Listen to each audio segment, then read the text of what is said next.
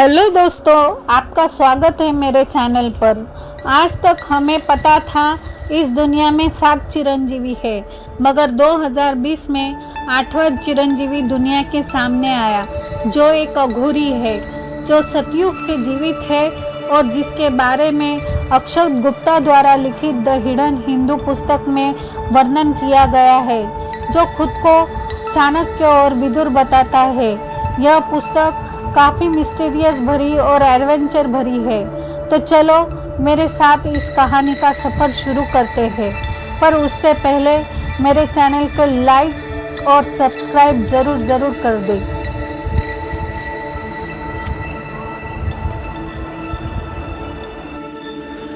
The hidden Hindu part first chapter 9 पुरातन वर्तमान में। अगला सेशन अब शुरू होने को था। जैसे ही सब व्यवस्थित हुए, शाहिस्ता ने पूछताछ फिर से प्रारंभ की। इन सभी वर्षों में सुषेण के अलावा तुमने और कौन सी भूमिकाएं निभाई? स्क्रीन पर बहुत तेज़ी से बहुत सी जगह, चेहरे व घटनाएं बदलने लगी। स्क्रीन पर ओम ने भिन्न भिन्न प्रकार के पारंपरिक वेशभूषा अपनी पहनी हुई थी और स्क्रीन पर दिख रही जगह विभिन्न शताब्दी एवं युगों को दर्शा रही थी, परंतु ओम का चेहरा जरा भी नहीं बदल रहा था। जैसे ही उसने अपने सभी रूपों को याद किया, डर, अनिश्चितता, खुशी, शांति, उत्तेजना, आश्चर्य, पश्चाताप के भाव उसके चेहरे पर प्रकट हुए और उसने अपनी आँखों को कसकर बंद कर लिया। जैसे ही कुछ दुखद उसके मस्तिष्क में गुजरा, उसकी आंखें नम हो गई। उसने अपनी आंखें खोली, जो खून जैसी लाल हो रही थी। जैसे ही उसने ऐसा किया, स्क्रीन की छवियां गायब हो गई। वह बहुत दुखी और डरा हुआ लग रहा था। जब उसे महसूस हुआ कि सब उसे देख रहे हैं, उसने अपने आप को नियंत्रित किया और एकदम शांत महसूस करने लगा। यद्यपि वह इस तथ्य से बहुत ज़्यादा विचलित था कि उसकी ज़िंदगी अजनबियों द्वारा एक चलचित्र के रूप में देखी जा रही थी। वह जल्द ही उनको रहस्य का पता चलने वाला था। कमरे में सभी ने न पहचान सकने वाले दृश्य स्क्रीन पर देखे थे, परंतु 3 चेहरों को आसानी से समझा जा सकता था। पहला, बहुत ही सुंदर व सुरुचिपूर्ण स्पष्टता एक महिला का था, जो ओम की यादों में गहराई में छपा हुआ था। वह चेहरा ओम के सभी परेशानियों का आधार था। उसे प्राय बिल्कुल अलग अलग परिवेशों में भी देखा जा सकता था। ओम और महिला के बीच एक विपरीत चिन्ह यह था कि ओम कभी बूढ़ा नहीं दिखा, जबकि वह हर आयु, जैसे किशोरी, तरुणी, परिपक्व महिला और वृद्ध स्त्री की तरह दिखाई दी। महिला का जीवन रहित शरीर 3 अलग अलग युगों में 3 अलग अलग वेशभूषा में ओम के साथ दिखाई दिया। जब तीसरी बार वह मृत दिखाई दी, ओम ने उसी क्षण अपनी आंखें खोल दी। दूसरा चेहरा जो बार बार सामने आ रहा था, वह एक मजबूत शरीर वाले व्यक्ति का था, जो बहुत सारे तीर व धनुष लिए और एक कुल्हाड़ी जैसे शस्त्र, परशु, इसके अतिरिक्त कुछ प्राचीन विशाल शस्त्रों के साथ था। तीसरा चेहरा फिर से एक मजबूत शरीर वाले व्यक्ति का था। उसके भाव भयंकर क्रोध वाले थे। ऐसा प्रतीत हो रहा था कि वह बिना भय के हर प्रकार के युद्ध के लिए तत्पर था। यह कौन है? एलएसडी ने पूछा। परशुराम और अश्वत्थामा, हमारे ग्रंथों के 2 चिरंजीवी, अभिलाष ने बताया। 2? एलएसडी ने अविश्वास के साथ कहा। हिंदू पुराणों में 7 चिरंजीवी व्यक्तियों का उल्लेख है। इन 2 के अतिरिक्त 5 और भी है। स्क्रीन पर देखते हुए अभिलाष ने उत्तर दिया। वे कौन हैं? एलएसडी ने पूछा। स्क्रीन पर असंबद्ध दृश्यों के बदलने की श्रृंखला के चलते रहने के बावजूद, जिनका कोई मतलब नहीं बन रहा था, अभिलाष ने एलएसडी से कहना जारी रखा। और स्क्रीन पर कुछ अपनी बुद्धिमत्ता से संबंधित एवं व्यावहारिक हल ढूंढता रहा। बाकी चिरंजीवी है राजा बलि। भगवान विष्णु के वामन अवतार ने असुर राज महाबली के अहंकार के बाद उसका विनाश किया था। उसे पाताल लोक में रहने के लिए भेज दिया गया था, परंतु बलि को वर्ष में एक बार पृथ्वी पर आने की अनुमति दी गई थी। वह दिन केरल में ओणम के रूप में मनाया जाता है। विभीषण, जो रावण के छोटे भाई थे, विभीषण के भगवान श्री राम की सहायता की थी, जिन्होंने उन्हें अमरता का आशीर्वाद दिया था। राजस्थान के शहर कोटा में विभीषण को समर्पित एक मंदिर है। भारत में ऐसा केवल वही मंदिर है। महाभारत के रचयिता वेद व्यास भी अमर हैं। कृपाचार्य कौरवों और पांडवों के गुरु और अश्वत्थामा के मामा, और अंत में श्री हनुमान जी, जो कलयुग में अपने भक्तों की रक्षा करते हैं। डॉक्टर शाहिस्ता छोड़कर सभी अपने सामने हो रही घटनाओं के खुलासे से हतप्रभ थे। सम्मोहन के अपने कार्यकाल में उन्होंने ओम से बहुत अधिक ऊंचे स्तर के विचलित मरीजों को देखा था, अतः उन्हें किसी चीज़ से भी अचरज नहीं हुआ। उन्हें न अपना एक हाथ उसके हाथ पर सांत्वना देने के लिए रखा। ओम, इन वर्षों में सुषेण के अलावा तुम और किस रूप में रहे हो? धीरे धीरे एक के बाद दूसरा जवाब दो, अपना समय लो और शांत रहो। ओम ने शाहिस्ता की ओर देखा और दोबारा बोलने से पहले अपनी आंखें बंद कर ली। सुविधा केंद्र के दूर द्वीप के जंगल में अत्याधुनिक मुखौटों से झांकती दो आंखें किसी चीज़ पर ऐसे गड़ी हुई थी जैसे चील अपने शिकार को देखती है और कुछ घटित होने की प्रतीक्षा कर रही थी। व्यक्ति के पास आधुनिक अस्त्र एवं उच्च तकनीकी उपकरण थे। दूर स्थित कमरे में दो रुद्ध आंखें सफ़ेद स्क्रीन को घूर रही थी, जिस पर सुविधा केंद्र के अंदर प्रयोगशाला का दृश्य दिख रहा था, जहां टीम के सभी सदस्य और ओम बैठे हुए थे। आदमी के हाथ में रुद्राक्ष की माला थी। उसने एक सेल्युलर फ़ोन उठाया और अपनी आंखें स्क्रीन पर गड़ाए हुए रिडायल का बटन दबाया। उसने कुछ क्षण प्रतीक्षा की, फिर देखा कि डॉक्टर श्रीनिवासन ने फ़ोन उठाकर सिर हिलाया और धैर्य के साथ जी सर कहा। पूछताछ कक्ष में स्क्रीन पर सिर से पैर तक सोने से सजा सेवक व सेविकाओं से घिरा महल में एक आदमी दिख रहा था। उसके पास ओम का चेहरा था। महल शाही व आभिजात्य था। स्क्रीन पर तस्वीरें आ रही थी और वही ओम कुछ बड़बड़ा रहा था। वह कह रहा था, मैंने जिंदगी में सब रंग देखे हैं। मैं धनवान एवं प्रख्यात हूँ। जब लोग मेरी सेवा और मेरा सम्मान करने के लिए लालायित रहते थे, और इसके विपरीत मैं अत्यंत दरिद्रता में भी रहा हूँ। दृश्य में अब मैं ओम ठंड में कांपते हुए दिख रहा था। उसके शरीर पर नाम मात्र के वस्त्र थे। आधारिक संरचना से यह दिख रहा था कि निस्संदेह दोनों दृश्यों में एक सदी के समय का अंतराल था। मैं एक सम्राट रहा हूँ, मैं एक गुलाम रहा हूँ। स्क्रीन पर तस्वीरें ओम के भी सभी रूप दिखा रही थी। इसके बाद ओम द्वीप के जंगल में अकेला, बहुत भयभीत और बेखबर सा दिखाई दिया। मैं बुरी तरह डरा हुआ और पूर्णतया अकेले रहा हूँ। मैं अति प्रियतम व्यक्ति रहा हूँ। मैं बहुत बहादुर और एक भीषण योद्धा भी रहा हूँ। अब ओम को एक बच्चे के साथ देखा जा सकता था। उसकी गोद में विकलांग एवं बुरी तरह डरा हुआ और बगल में वही आकर्षक महिला भी थी।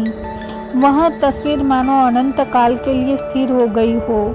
तब ओम ने अपनी आंखें खोली, जो गीली हो गई थी। एक आंसू बिना किसी बाधा के उसके गाल पर से लुढ़क गया। ओम ने जिस प्रथम व्यक्ति को देखा वे शाहिस्ता थी। वे भी हिल गई थी, परंतु कुछ नहीं बोली। ओम स्थिर व शांत हो गया और फिर से कम भावनात्मक और अधिक व्यावहारिक होकर उसने कहा, मैं गोविंदलाल यादव और प्रोतिम दास एवं बीसी चक्रवर्ती रह चुका हूँ। मैं वेंकट रमन्ना राव रहा हूँ और बाद में माधव राव के नाम से स्वयं के बेटे की तरह रह चुका हूँ। मैं गुरशील सिंह और एसपी रेड्डी रह चुका हूँ, अधिरहन भी रह चुका हूँ। उसके यह सब कहते ही सब समय स्क्रीन खाली हुई थी। अभिलाष शाहिस्ता की ओर झुका और कहा, उसने विष्णुगुप्त के बारे में और पूछिए। शाहिस्ता ने डॉक्टर श्रीनिवासन की ओर देखा, जिन्होंने मौन सहमति दी। तुमने इतने नाम लिए, परंतु हमारे पास पहले से ही है, वे सब सरकारी रिकॉर्ड में हैं, पर तुमने एक नाम का जिक्र नहीं किया, विष्णुगुप्त। डॉक्टर शाहिस्ता ने प्रश्न किया। एक धुंधली सी तस्वीर स्क्रीन पर छा गई, जो हर बार गायब हो जाती थी। जो ओम अब दिखाई दे रहा था, वह गंजे रूप में ब्राह्मण की विशिष्ट शिखा के साथ दिखा। आदमी के माथे पर भगवान विष्णु का यू चिन्ह दिखाई दिया, जिसने सफ़ेद उत्तरीय व धोती पहन रखी थी। ओम ने कहना शुरू किया, मैं चंद्रगुप्त मौर्य का मुख्य सलाहकार था। मैं उनकी समिति के सबसे महत्वपूर्ण सदस्यों में से एक होने का साथ उनका अच्छा मित्र भी था। मैं हमारे युद्ध संबंधी विषयों के अतिरिक्त तो उन्हें राजनीतिक व व्यक्तिगत सलाह देता था। मुझे चाणक्य के नाम से भी जाना जाता था। जैसे ही ओम ने कहा, स्क्रीन पर तस्वीर इतनी स्पष्ट हो गई कि उन सबको बिना किसी संदेह के यह एहसास हो गया कि वह चाणक्य ही है। ओम के बोलते हुए परिमल कुछ गणना कर रहा था। जैसे ही उसने समाप्त किया, कागज का एक टुकड़ा लिए वह खड़ा हुआ और कमरे को पार कर डॉक्टर बत्रा के पास गया। कागज पर शीर्षक था, सुषेण व चाणक्य के मध्य समय अंतराल एवं चाणक्य युग से वर्तमान का समय। डॉक्टर बत्रा थोड़ी देर उस पर ध्यान देने के बाद बोले, यही तो मैं कह रहा हूँ, असंभव, अविश्वसनीय। फिर वे उठे और उन्होंने डॉक्टर श्रीनिवासन को कागज दिया। डॉक्टर श्रीनिवासन ने ध्यान से कागज को देखा, जिस पर ठीक से समझ में न आने वाली लिखावट में कुछ लिखा हुआ था। सुषेण 7292 ईसा पूर्व में, चाणक्य 321 ईसा पूर्व में, समय अंतराल 6971 वर्ष। चाणक्य 321 ईसा पूर्व में, वर्तमान दिवस 2020, समय अंतराल 2341 वर्ष। सुषेण 7292 ईसा पूर्व में, वर्तमान दिवस 2020, कुल समय अंतराल 9312 वर्ष। वे किसी तरह समझ गए और लंबी सांस लेते हुए खड़े हुए। पूछताछ जारी रखो, मेरी प्रतीक्षा मत करना, वे शाहिस्ता की तरफ देखते हुए बोले। इस दौरान एलएसडी नक्शे में अपने गैजेट की सहायता से स्थानों के संभव प्राचीन कोड के द्वारा सभी दिशाओं में नक्शे को चारों ओर घुमाकर कुछ अर्थ खोजने में लगी हुई थी। उसकी उत्सुकता और हावभाव में यह स्पष्ट था कि वह नक्शे में रेखांकित स्थानों का पता लगाने से केवल एक कदम दूर ही थी। वह टीम के लिए एक और बड़ी वास्तविक खोज साबित होने वाली थी।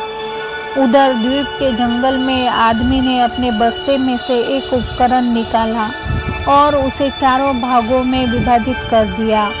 चारों अलग अलग उपकरणों को जमीन पर खुला छोड़ने के बाद वे निकट की इमारत के चारों कोनों के पास 4 अलग अलग दिशाओं में फैल गए।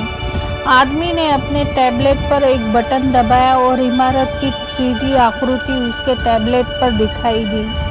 छवि को इधर उधर चलते हुए लाल बिंदुओं द्वारा जो लोगों को दर्शा रहे थे बाधित किया जा रहा था।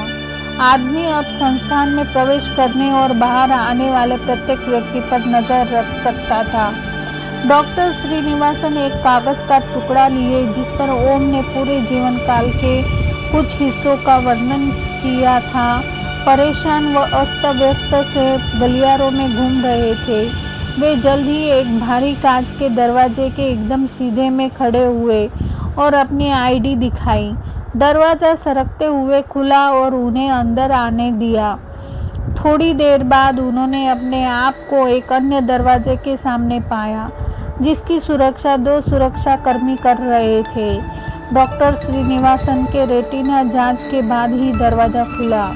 दरवाजे दोनों ओर सरकते हुए बीच में से खुले और उन्हें अंदर आने दिया। परीक्षण कक्ष के अंदर डॉक्टर शाहिस्ता कह रही थी, तुमने जो कुछ भी बताया क्या तुम्हें उसका मतलब भी पता है?